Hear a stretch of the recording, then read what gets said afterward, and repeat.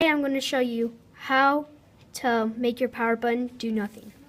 First, you log onto your computer, or like I have it on sleep, so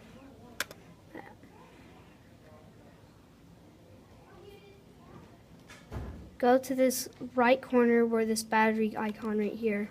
Go to more power options. Then go choose what the power button does.